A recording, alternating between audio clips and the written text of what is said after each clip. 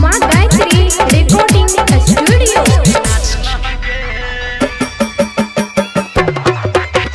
कंचन इब्राहिमपुर।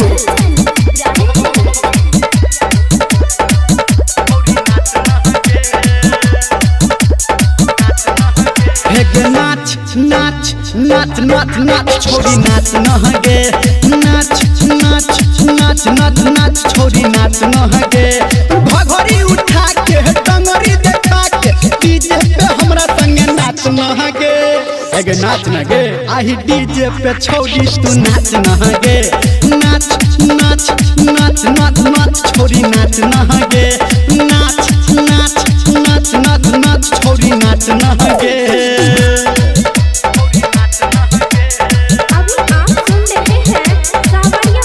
कंचन इब्राहिमपुर।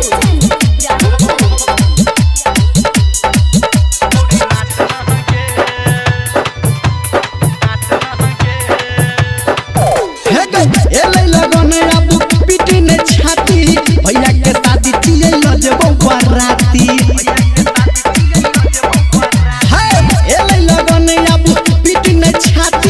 भैया के शादी चिए लजबो बराती बम रहिला के सबके देखा के छौरा से बच नहगे हेगे नाच नगे आई डीजे पे छौरी तू नाच नहगे नाच नाच नाच नाच नाच छोरी नाच नहगे नाच नाच नाच नाच नाच छोरी नाच नहगे।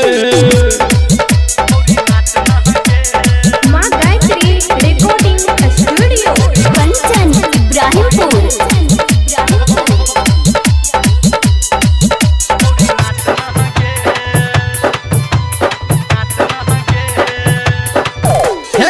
पार्टी मनेबै है डीजे बजेबै तू देबे साथ छोरी सबके हंसेबै